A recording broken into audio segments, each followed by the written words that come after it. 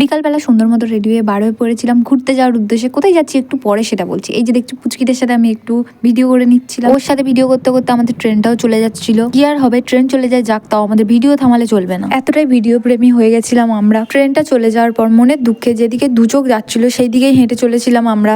অবশেষে আমাদের গন্তব্যস্থান খুঁজে পেলাম। এই যে দেখছো এই ঘড়ির দোকানটা, এখানেই এসেছিলাম। এটা রয়েছে যাদবপুরে। আমরা চলে গেছিলাম এই যে যাদবপুরে ঘড়ির দোকানটাতে। আর এই যে দেখছো আমার ফ্রেন্ড তার হাজবেন্ডকে ঘড়ি গিফট করবে, দুজনে মিলে ঘড়ি পছন্দ করতে শুরু করে দিয়েছিল। আর এদিকে আমি ভিডিও করছিলাম। তারপর অবশেষে একটা ঘড়ি পছন্দ হলো, তো সেটা আবার হাতে বড় হয়েছিল বলে চেনটা একটু কেটে ছোট করে দিয়েছিল। আর তারপর এই যে প্যাকিং করে হাতে ধরিয়ে দিয়ে তারপর ওই দাদা তো আনন্দে আত্মহারা হয়ে লাপাতে শুরু করে দিয়েছিল। আর তারপর আমরা মার্কেটটা চারদিক ঘুরে ঘুরে দেখে নিচ্ছিলাম। অনেক কেনাকাটা করেছি, সেগুলো আর ভিডিও করার সময় পাইনি কারণ প্রচুর লেট হয়ে গেছিল। একে তো বার হয়েছিলাম বিকালে, বাড়ি আসতে হবে ট্রেনে, আর ট্রেনে তো সন্ধ্যাবেলা প্রচুর ভিড়। মার্কেটটা চারদিক ঘুরতে ঘুরতে আমার তো পেয়ে গেছিল প্রচুর খিদে, তো ভাবছিলাম কি করব।